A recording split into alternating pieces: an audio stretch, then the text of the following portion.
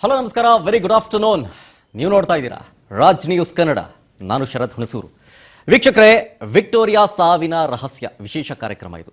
ಅಂದರೆ ಕಳೆದ ಒಂದು 12 ದಿನಗಳ ಹಿಂದೆ ಒಂದು ಸ್ಪೆಷಲ್ ಸ್ಟೋರಿ ಮಾಡಿತ್ತು ನಿಮ್ಮ ರಾಜ್ ನ್ಯೂಸ್, ವಿಕ್ಟೋರಿಯಾ ಮರ್ಮಾಘಾತ ಅಂತ. ಈ ಸ್ಟೋರಿಲಿ ಸುಮಾರು 45 ವರ್ಷದ ವ್ಯಕ್ತಿಗೆ ಫಾರ್ನಿಯರ್ ಗ್ಯಾಂಗ್ರೀನ್ ಅಂತೊಂದು ಆಗಿತ್ತು. ಅದಕ್ಕೆ ಸರ್ಜರಿಯನ್ನು ಕೂಡ ಮಾಡಲಾಗಿತ್ತು. ಆದರೆ ಆತ ಸಾವನ್ನಪ್ತಾನೆ. ಸರ್ಜರಿಯಾಗಿ ಕೆಲವೇ ದಿನಗಳ ನಂತರ ಸಾವನ್ನಪ್ತಾರೆ. ಈಗ ನೊಂದ ಪತ್ನಿ, ಆ ರೋಗಿಯ ಪತ್ನಿ ತಮ್ಮ ಅಳಲು ತೋಡ್ಕೊಂಡು ಒಂದಷ್ಟು ಆರೋಪಗಳನ್ನು ಮಾಡಿದರು. ವೈದ್ಯರ ನಿರ್ಲಕ್ಷ್ಯವೇ ಇದಕ್ಕೆ ನೇರ ಕಾರಣ ಅಂತ. ಸರ್ಜರಿ ಆದ ನಂತರ ಸ್ಟಿಚಿಂಗ್ ಆಗಿಲ್ಲ, ತದನಂತರ ಡಿಸ್ಚಾರ್ಜ್ ಮಾಡಿಬಿಟ್ಟಿದ್ದಾರೆ. ಅದಕ್ಕೆ ಬೇಕಾಗಿರುವಂಥ ಕೆಲವೊಂದಿಷ್ಟು ಪ್ರಿಕಾಷನರಿ ಮೆಜರ್ಮೆಂಟ್ಸ್ ಆಗಲಿ ಅಥವಾ ಟ್ರೀಟ್ಮೆಂಟ್ ಆಗಲಿ ಏನೂ ಕೊಡಲಿಲ್ಲ, ಹಾಗೆ ಕಳಿಸ್ಬಿಟ್ರು ನಮ್ಮನ್ನ ಅಂತ. ಅದೂ ಅಲ್ಲದೆ ಸುಮಾರು 3 ದಿನಗಳ ಕಾಲ ನಾವು ಬೀದಿಲಿ ವಾಸ ಮಾಡಬೇಕಾದ್ ಬಂತು. ಅಲ್ಲೇ ಇದ್ವಿ ನಾವು ಅಂತ, ಬೀದಿಗೆ ಬಂದಿದ್ದೀವಿ ನಾವು ಅಂತ.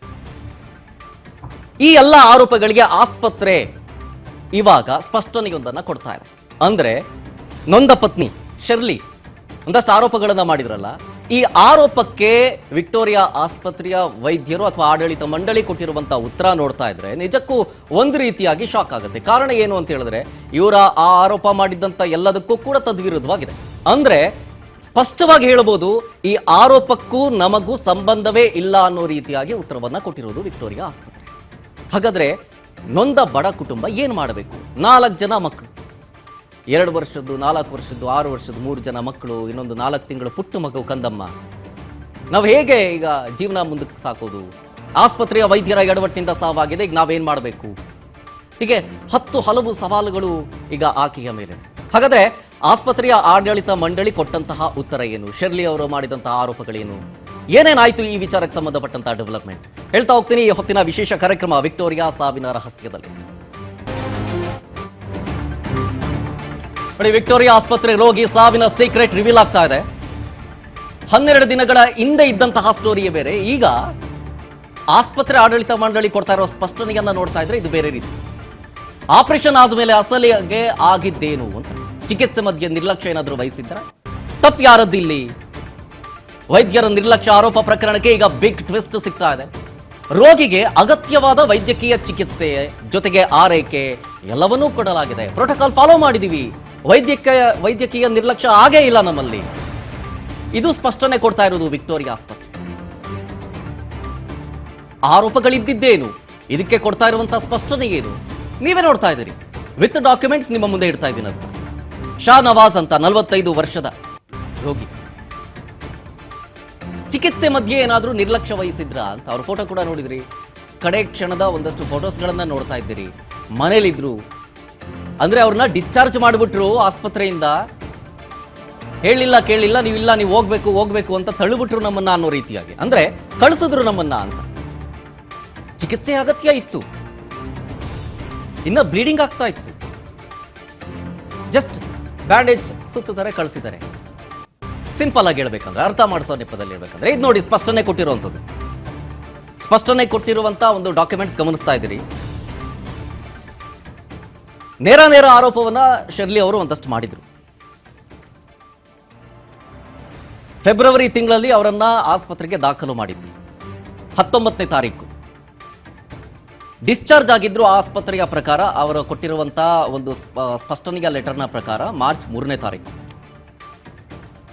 ಇವ್ರು ಹೇಳಿದ್ರು. ಅಂದ್ರೆ ಶರ್ಲಿ ಅವ್ರು ಹೇಳಿದ್ದೇನು, ನಾವು ಫುಟ್ಪಾತ್ ಮೇಲೆ ಇರಬೇಕಾಯಿತು, ಚಾಪೆ ಹಾಸ್ಕೊಂಡು 3 ದಿನ ನಾವು ಅಲ್ಲೇ ಕಳೆದಿದ್ವಿ ಅಂತ ಹೇಳಿದ್ರು. ಆದ್ರೆ ಸ್ಪಷ್ಟನೆ ಕೊಡ್ತಿರೋದು ಆಸ್ಪತ್ರೆಯವರು ಏನು ಗೊತ್ತಾ, ವಿಶ್ರಾಂತಿ ಧಾಮದಲ್ಲಿ ಇದ್ರು ಅವರು ಅಂತ ಆಸ್ಪತ್ರೆಯವರು ಹೇಳ್ತಾ ಇದ್ದಾರೆ. ಹಿಂಗೆ ಹಲವು ಆರೋಪಗಳನ್ನ ಮಾಡಿದ್ರು ಶರ್ಲಿ ಅವರು. ಅಂದ್ರೆ ಮೃತರ ಪತ್ನಿ ಸಾಲು ಆರೋಪಗಳನ್ನು ಮಾಡಿದ್ರು. ಅದಕ್ಕೆ ಸ್ಪಷ್ಟನೆಯನ್ನು ಕೂಡ ಕೊಟ್ಟಿದ್ದಾರೆ ಆಸ್ಪತ್ರೆಯವರು. ಇದ್ರ ಬಗ್ಗೆ ಶರ್ಲಿ ಅವ್ರನ್ನ ಕೂಡ ಮಾತಾಡಿಸ್ತೀನಿ. ನಮ್ಮ ಸ್ಟುಡಿಯೋದಲ್ಲಿ ಜನ ಆಗಿದ್ದಾರೆ, ಅವ್ರನ್ನ ವೆಲ್ಕಮ್ ಮಾಡ್ಕೊಡ್ತೀನಿ. ಶರ್ಲಿ ಅವರೇ ನಮಸ್ತೆ, ಕಾರ್ಯಕ್ರಮಕ್ಕೆ ಸ್ವಾಗತ ನಿಮಗೆ. ಹಾಗೆ ಇದ್ರ ಬಗ್ಗೆ ಮಾತಾಡೋದಕ್ಕೆ ಡಾಕ್ಟರ್ ಭರತ್ ಕುಮಾರ್, ಕರ್ನಾಟಕ ವೈದ್ಯಕೀಯ ಪರಿಷತ್ ಅವರು ಕೂಡ ಜನ ಆಗಿದ್ದಾರೆ. ಸರ್, ಕಾರ್ಯಕ್ರಮಕ್ಕೆ ಸ್ವಾಗತ ನಿಮಗೆ.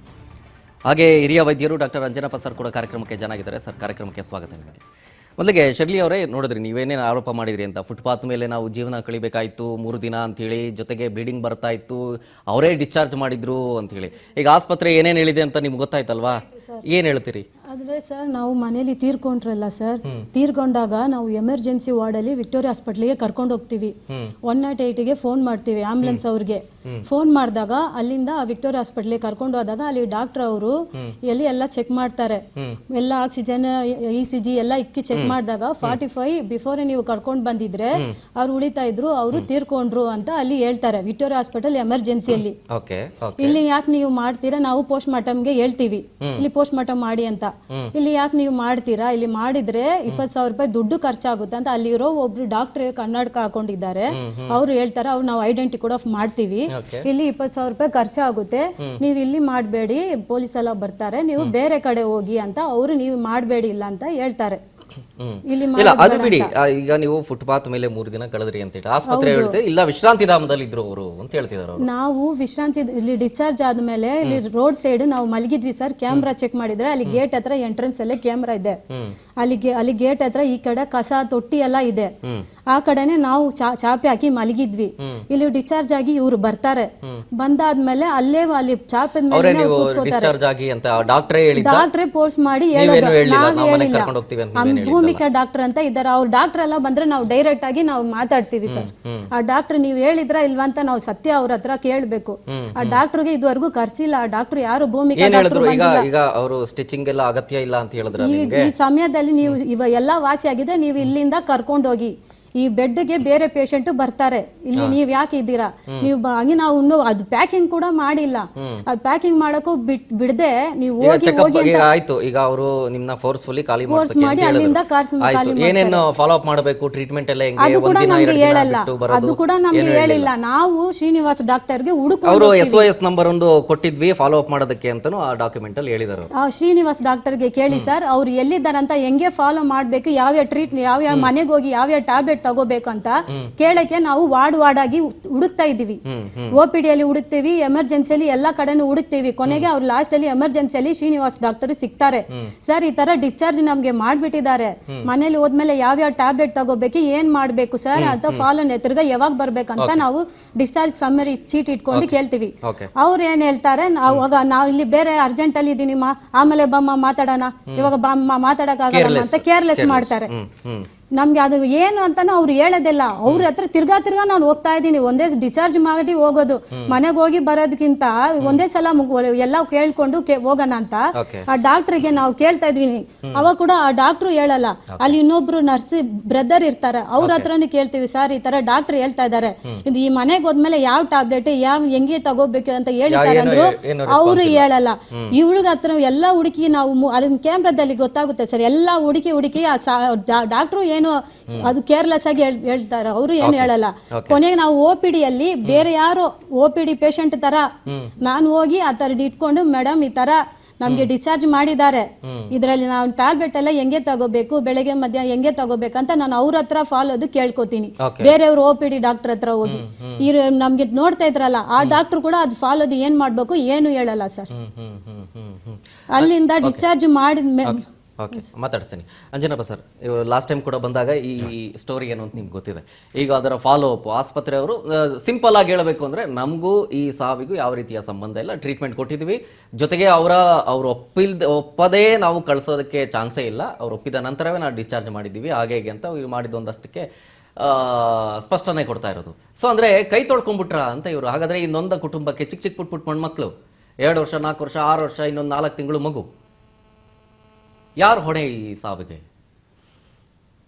ಸರ್, ಅನ್ಫಾರ್ಚುನೇಟ್ಲಿ ಪೇಷಂಟ್ ಇಲ್ಲ, ಅವ್ರ ಶ್ರೀಮತಿಯವರು ಕೂತಿದ್ದಾರೆ. ಮೊದಲನೇ ಡಿಸ್ಕಷನಲ್ಲೂ ನಾನಿದ್ದೆ. ಹೌದು. ಇಂಥ ಸಮಯದಲ್ಲಿ ನಾನು ಮಾತಾಡ್ಬೇಕಾದ್ರೆ ಒಬ್ಬ ಸೀನಿಯರ್ ಡಾಕ್ಟರ್ ಆಗಿ ಯಾವ ಡಾಕ್ಟ್ರನ್ನೂ ಡಿಫೆಂಡ್ ಮಾಡ್ಕೊಂಡು ಮಾತಾಡೋಂಥ ನೆಸೆಸಿಟಿ ನನಗಿಲ್ಲ. ಆದರೆ ಈ ರಿಪೋರ್ಟ್ ನೋಡಿದ ಮೇಲೆ ಒಂದಂತೂ ನಾನು ಹೇಳಬಲ್ಲೆ, ಇಂಥ ಸಿಚುಯೇಷನಲ್ಲಿ ಯಾವತ್ತೂ ಕೂಡ public sympathy, media sympathy patient ಕಡೆನೇ ಇರುತ್ತೆ, ಇರಬೇಕು. ಯಾಕಂದರೆ ನಿಮ್ಮಿಂದ ಅವ್ರಿಗೆ ಎಷ್ಟು ಸಹಾಯ ಆಯಿತೋ ನಂಗೆ ಗೊತ್ತಿಲ್ಲ, ಇನ್ನೂ ಹೆಚ್ಚಿನ ಸಹಾಯ ಆಗಲಿ. ಬಟ್ ದಯವಿಟ್ಟು ಮೆಡಿಕಲ್ ಪದಗಳನ್ನ ಉಪಯೋಗಿಸುವಾಗ ಕೇರ್ಫುಲ್ ಆಗಿ ಮಾತಾಡಬೇಕು. ಹೊಲಿಗೆನೆ ಹಾಕಿಲ್ಲ, ಹೊಲಿಗೆ ಹಾಕಲ್ರಿ. ನಾನೊಬ್ಬ ಸರ್ಜನ್ ಇದ್ದೀನಿ. 4 years ಗ್ಯಾಂಗ್ರೀನ್ ಒಳಗೆ ಎಲ್ಲ ತೆಗಿತೀವಿ, ಯಾರು ಹೊಲಿಗೆ ಹಾಕಲ್ಲ. ಮಾತೆತ್ತಿರಿ ಅವ್ನು ಯಾರೋ ವೈದ್ಯ ಹೊಲಿಗೆ ಹಾಕಿಲ್ಲ, ಹೊಲಿಗೆ ಹಾಕಲ್ರಿ. ಅದನ್ನ ಒಂದು ಪಾಯಿಂಟ್ ತಿಳ್ಕೊಬೇಕು. ಇವಾಗ ಅವ್ರು ಕೊಟ್ಟಿರೋ ಕ್ಲಾರಿಫಿಕೇಶನ್ಗೆ ಆಮೇಲೆ ಬರ್ತೀನಿ. ಯಾಕಂದ್ರೆ ಅವರು ಅವತ್ತಿನ ಮೆಡಿಕಲ್ ಸೂಪರ್ಡೆಂಟ್ ಹೇಳಿದ್ರು, ನಾವು ಒಂದು ಕಮಿಟಿ ಮಾಡ್ತೀವಿ, ಆ ಕಮಿಟಿ ಒಳಗೆ ಎಲ್ಲಾನು ಎನ್ಕ್ವೈರಿ ಮಾಡಿ ಕೊಟ್ಟಿದ್ದಾರೆ ಈ ಡೀಟೇಲ್ಸ್. ನನ್ನ ಹತ್ರನೂ ಈ ರಿಪೋರ್ಟ್ ಇದೆ. ಇನ್ಫ್ಯಾಕ್ಟ್ ನಾನು ಬರೋವಾಗ ಸೂಪರ್ಡೆಂಟ್ ನೋಡಪ್ಪ ಎಲ್ಲೋ ಒಂದು ಕಡೆ ಅವರಿಗೆ ಸಾವಾಗಿದೆ. ಅಯ್ಯಮ್ಮ ಹೇಳೋದು ರೋಷ ಗೀಷ ಎಲ್ಲ ನನಗೆ ಅರ್ಥ ಆಗುತ್ತೆ. ಒಬ್ಬ ಡಾಕ್ಟರ್ 100 ಒಳ್ಳೇದು ಮಾಡಿದ್ರು ಒಂದ್ಗೆ ಹೆಚ್ಚು ಕಮ್ಮಿ ಆದಾಗೆ ಜನಗಳು ಏನು ಮಾತಾಡ್ತಾರೆ ಅದು ನನಗೆ ಗೊತ್ತಿದೆ. ನಿಜ. ನಾನು I am a good doctor. ನಾನು ಓಪನ್ ನಿಮ್ಮ ಮುಂದೆ ಹೇಳ್ತೀನಿ, ನಾನು I will never get into trouble with anybody. ಆಕೆಗೆ ನನ್ನ ಸಿಂಪತಿ ಇದೆ. ಆದರೆ ಎಲ್ಲೋ ದಯವಿಟ್ಟು ಅದರೊಳಗೆ ನೀಟಾಗಿ ಒಬ್ಬ ಡಾಕ್ಟರ್ ನಂಬರ್ ಕೊಡಿ. ಇವ್ರು ಹೇಳ್ತಾರಲ್ಲ ನಮ್ಗೇನು ಹೇಳಲಿಲ್ಲ ಸರ್. ಯಾವುದೇ ಒಂದು ಪೇಷಂಟ್ ಡಿಸ್ಚಾರ್ಜ್ ಆಗಬೇಕಾದ್ರೆ ಡಿಸ್ಚಾರ್ಜ್ ಸಮ್ಮರಿ ಅಂತ ಇರುತ್ತೆ, ಅದರೊಳಗೆ ಏನೇನು ಕೊಡಬೇಕು ಅಂತ ಬರೆದಿರುತ್ತೆ. ಆದರೆ ಈ ಡಾಕ್ಟರ್ಗಳದ್ದು ಪ್ರಾಬ್ಲಮ್ ಏನಂದರೆ ಎಲ್ಲೋ ಒಂದು ಕಡೆ ಸಮಾಧಾನವಾಗಿ ಅಂಥ ಟೈಮ್ನಾಗೆ ಇವ್ರಿಗೆ ಮಾತಾಡ್ಬೇಕು. ಅದಿಲ್ಲ ಅನ್ನಲ್ಲ ನಾನು, ಬಟ್ ಎಲ್ಲೋ ಸಾರಾ ಸಗಟು ಯಾವನು ಕೇರೆ ಮಾಡಿಲ್ಲ, ಬೀದಿ ಬೀಸಾಕ್ಬಿಟ್ರು ಹಂಗೆಲ್ಲ ಮಾತಾಡಬಾರ್ದು. ಫುಟ್ಪಾತ್ನಾಗಿಲ್ಲ, ಇವರು 900 ರೂಪಾಯಿ ಬಿಲ್ ಕಟ್ಟಿರೋದು ಅವ್ರು ಹೇಳ್ತಾರೆ. ವಿಶ್ರಾಂತಿ ಧಾಮದಲ್ಲೇ ಇದ್ರು ಪೇಷಂಟ್. ಆಮೇಲೆ ವಾಪಸ್ ಬಂದಾಗೆ ಯಾಕೆ ಇವರು ವಾಪಸ್ ತೊಗೊಂಡೋಗ್ತಾರೆ ಅಂದರೆ ಪೋಸ್ಟ್ ಮಾರ್ಟಮ್ ಮಾಡಿಬಿಡ್ತಾರೆ ಅನ್ನೋ ಭಯ ಎಲ್ರಿಗೂ ಇರುತ್ತೆ. ಅದು ಪೋಸ್ಟ್ ಮಾರ್ಟಮ್ನ ಯಾರೂ ಅಕ್ಸೆಪ್ಟ್ ಮಾಡ್ಕೊಳ್ಳಲ್ಲ. ಬಟ್ ಇಂಥ ಟೈಮ್ನಲ್ಲಿ ಏನಾಗುತ್ತೆ, ಮೆಡಿಕೋ ಲೀಗಲ್ ಪ್ರಾಬ್ಲಮ್ ಆಗುತ್ತೆ ಅಂತ ಪೋಸ್ಟ್ ಮಾರ್ಟಮ್ ಮಾಡ್ತೀವಿ ಅಂತಾರೆ. ಬಟ್ ನನಗೆ ಅನ್ಸೋದು ಒಂದು ಕಮ್ಯುನಿಕೇಶನ್ ಪ್ರಾಬ್ಲಮ್. ಯಾವತ್ತು ನಮ್ಮಲ್ಲಿ ಸರ್ ನಮ್ಮಲ್ಲಿ ಒಂದು ಮಾತಿದೆ, words are the most powerful medicine ever discovered an earth. ಈ ಅಮ್ಮನ ಜೊತೆಯಲ್ಲಿ ಯಾರಾದ್ರೂ ಒಬ್ರು ಸಮಾಧಾನವಾಗಿ ಮಾತಾಡಿ ಒಂದು ಭರವಸೆ ಕೊಟ್ಟು, ಅಮ್ಮ ಏನೋ ಅವ್ನು ಬ್ಯಾಡ್ ಲಕ್ಕು, ನಾವು ಮಾಡೋ ಪ್ರಯತ್ನ ಮಾಡ್ದೋ, ಅನ್ಫಾರ್ಚುನೇಟ್ಲಿ ಆ ರೀತಿ ಮಾತಾಡಿದ್ರು ಕೂಡ ಈ ಅಮ್ಮನಿಗೆ ಸಿಟ್ಟು ಬರ್ತಿರ್ಲಿಲ್ಲ. ಅದು ನಿಜ, ಅವ್ರು ಹೇಳೋ ಸ್ಟೈಲ್ನ ನನಗೆ ಅರ್ಥ ಆಗುತ್ತೆ. ಬಟ್ ಅನ್ಫಾರ್ಚುನೇಟ್ಲಿ ಮೆಡಿಕಲ್ ಟ್ರೀಟ್ಮೆಂಟಿಗೆ ಬಂದರೆ 4 years ಗ್ಯಾಂಗ್ರೀನ್. ಆಮೇಲೆ ಲಾಸ್ಟ್ ಟೈಮ್ ನಾವು ಡಿಸ್ಕಸ್ ಮಾಡಿದ ಮನೆಯೊಳಗೆ ತುಂಬಾ ಬ್ಲೀಡಿಂಗ್ ಆಗಿ ಸತ್ತೋಗ್ಬಿಟ್ರು, ಹಂಗೆಲ್ಲ ಬಂತು. ಇಲ್ಲ ಆಮೇಲೆ ನೋಡಿದ್ರೆ ಯಾರೋ ಡಾಕ್ಟರ್ ಬಂದು ಸರ್ಟಿಫೈ ಮಾಡಿದ್ದಾರೆ, ಅವ್ರಿಗೆ ಹಾರ್ಟ್ ಅಟ್ಯಾಕ್ ಆಗಿ ಸತ್ತೋಗಿದೆ. ಅಮ್ಮ ಕೇಳಿಸ್ಕೊಮ್ಮ, ಒಂದು ನಿಮಿಷ ಕೇಳಿಸು, ನಾನು ನಿನ್ನ ಜೊತೆಯಲ್ಲಿದ್ದೀನಿ ನೋಡಿ. ಇಂಥ ಕೇಸ್ಗಳಲ್ಲಿ ಬ್ಲೀಡಿಂಗ್ ಆಗೋದಿಲ್ಲ. ನಾನು ಇಂಥ ಒಂದು 1000 ಟ್ರೀಟ್ ಮಾಡಿರ್ತೀವಿ ನಾವು. ಅದಕ್ಕೆ ಹೇಳೋದು ಎಲ್ಲವ್ರಿಗೆ ಅನ್ಯಾಯ ಅಂತೂ ಆಗಬಾರ್ದು, ಬಟ್ ಕೆಲವು ತಪ್ಪು ಮಾಹಿತಿಗಳು ಕೊಡಬಾರ್ದು. ತುಂಬಾ ಬ್ಲೀಡಿಂಗ್ ಆಗೋಯ್ತು, ಅಲ್ಲಿ ಇದಾವ್ ಸುರಿದೋಯ್ತು, ಹಂಗ ಆಗೋದಿಲ್ರಿ. ನಾವು 1000 ಕೇಸ್ ನೋಡ್ತೀವಿ. I am A surgeon, so ನನ್ನ ಜವಾಬ್ದಾರಿ ಇದೆ. ನಾನು ಅವ್ರು ಮಾಡಿರೋದು ನನಗೆ ಇಲ್ಲಿ ಕಾಣ್ತಿರೋ ಒಂದೇ ತಪ್ಪಂದ್ರೆ, ಇವ್ರಿಗೆ ಸರಿಯಾಗಿ ಪಾಪ 4 ಮಕ್ಕಳಿದ್ದಾವೆ, ಹೆಣ್ಮಗಳಿದ್ದಾಳೆ, ಯಾರು ಬೇರೆ ಡಿಪೆಂಡೆನ್ಸ್ ಇಲ್ಲ, ಇರಮ್ಮ. ಮಾತು ಬಹಳ ಇಂಪಾರ್ಟೆಂಟ್. ಅಲ್ಲೆಲ್ಲೋ ಎರೆ ಬೇರೆ ಆಗಿರ್ಬೇಕೆ ಹೊರತು ಟ್ರೀಟ್ಮೆಂಟ್ ನ ಮಾತ್ರ ಟೆಕ್ನಿಕಲಿ ನನಗೆ I don't find any. Diabetic patients ಬೇರೆ, ಹೌದು, ಡಯಾಬಿಟಿಕ್ ಕಾರ್ಡಿಯಾಕ್ ಅರೆಸ್ಟ್ ಆಗಿರುತ್ತೆ ಮನೆಯಲ್ಲಿ. ಬಟ್ ಇವ್ರನ್ನ ಅಗೇನೆಸ್ಟ್ ಬರ್ಕೊಳ್ತೀವ್ರಿ, ಡಿಸ್ಚಾರ್ಜ್ ಅಗೇನೆಸ್ಟ್ ಡಾಮ್ ಅಂತ ಡಾಮ ಅಂತ ಬರಿತೀವಿ. ಡಿಸ್ಚಾರ್ಜ್ ಅಗೇನೆಸ್ಟ್ ಮೆಡಿಕಲ್ ಅಡ್ವೈಸ್ ಡಾಮ ಅಂತಾನೆ ಬರೀತಾರೆ ಕೇಸ್ ಶೀಟ್ ನಾಳೆ. ಯಾರು ಗವರ್ಮೆಂಟ್ ಹಾಸ್ಪಿಟಲ್ ಅಲ್ಲಿ ಫೋರ್ಸ್ ಮಾಡಿ ಡಿಸ್ಚಾರ್ಜ್ ಮಾಡಂಗಿಲ್ಲ. ಹಂಗೇನ ಮಾಡಿದ್ರೆ ಅದು ತಪ್ಪು. ಬಟ್ ಅದ್ರೊಳಗೆ ಎಲ್ಲೂ ಅವ್ರ ಎನ್ಕ್ವೈರಿ ಒಳಗೆ ನಾವು ಡಿಸ್ಚಾರ್ಜ್ ಮಾಡಿಲ್ಲ ಅಂತ ಹಾಕಿದಾರಪ್ಪ. ಹಂಗಾಗಿ ನಾನು ಅವ್ರನ್ನ ಡಿಫೆಂಡ್ ಅಂತೂ ಮಾಡ್ಕೊಳ್ಳಲ್ಲ. ಹಂಗೇನ ಮಾಡಿದ್ರೆ it is their fault. But medical term use ಮಾಡೋ ಮಾತ್ರ ದಯವಿಟ್ಟು ಸಾವಿಗೆ ಕಾರಣ ಏನು ಅಂತ ಕರೆಕ್ಟ್ ಪೋಸ್ಟ್ ಮಾರ್ಟಮ್ ಮಾಡಿದ್ರೆ ಗೊತ್ತಾಗಿರೋದು. ಪೋಸ್ಟ್ ಮಾರ್ಟಮ್ ಮಾಡಿಲ್ಲ, ಬಹಳ ಜನ ಒಪ್ಕೊಳ್ಳಲ್ಲ, ಏನ್ ಮಾಡೋದು? ನಿಜ. ಬರ ಸರ್ ನೀವೇನು ಹೇಳ್ತೀರಿ ಈ ವಿಚಾರಕ್ಕೆ? ಮೊದಲನೇದಾಗಿ ಏನು ಪಾಪ ಹೆಣ್ಮಗಳಿಗೆ ಸಂಜನಪ್ಪ ಸರ್ ಹೇಳಿದಾಗೆ ಒಂದು ಮರಣ ಹೊಂದಿರೋದು ಬಹಳ ವಿಷಾದನೀಯ ಸಂಗತಿ. ಪಾಪ 4 ಜನ ಮಕ್ಕಳಿರುವಂತ ಚಿಕ್ಕ ಮಕ್ಕಳಿರುವಂತ ಇವ್ರಿಗೆ ಈ ತರ ಒಂದು ದುರ್ದಕರ ಸಂಗತಿ.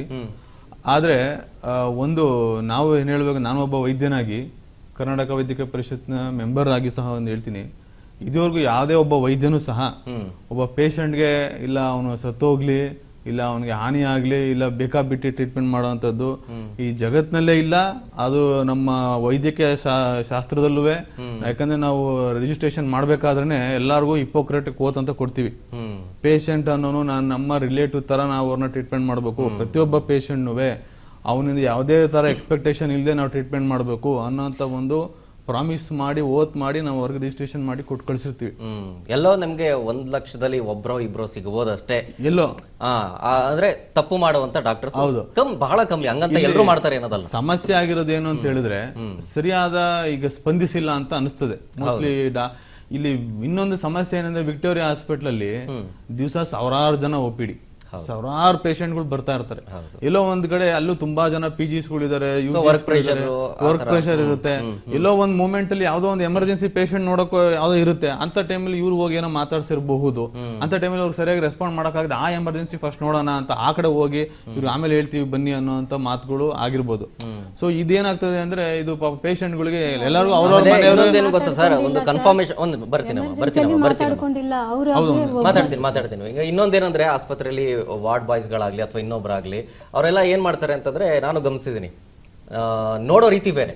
ಈಗ ನಾನು ಕ್ಲೀನ್ ಆಗಿ ಒಳ್ಳೆ ಶರ್ಟು ಪ್ಯಾಂಟ್ ಹಾಕೊಂಡ್ರೆ ಸರ್ ಬನ್ನಿ ಸರ್ ಹಿಂಗೆ ಸರ್ ಹಂಗೆ ಸರ್ ಅಂತ ಮಾತಾಡ್ತಾರೆ. ಅದೇ ತೀರಾ ಬಡವರು ಬಂದೆ ಇಲ್ಲಮ್ಮ ಹಂಗಮ್ಮ ಹೋಗಮ್ಮ ಹಂಗೆ ಹಿಂಗೆ ಅಂತ ಕಳಿಸ್ಬಿಡ್ತಾರೆ. ಮೋಸ್ಟ್ ಪ್ರಾಬಬ್ಲಿ ಇಲ್ಲೂ ಕೂಡ ಅದೇ ಆಗಿದೆ. ಸ್ವಲ್ಪ ಸಮಾಧಾನವಾಗಿ ತಗೊಂಡು ಯಾವುದೇ ವರ್ಕ್ ಪ್ರೆಷರ್ ಇಲ್ದೇನೆ ಇಲ್ಲಮ್ಮ ಹಿಂಗೆ ಹಂಗೆ ಏನಾಗಿದೆ ಅನ್ನೋದು ಹೇಳಿದ್ರೆ ಇಷ್ಟು ದೂರ ಬರುತ್ತಿರ್ಲಿಲ್ಲ.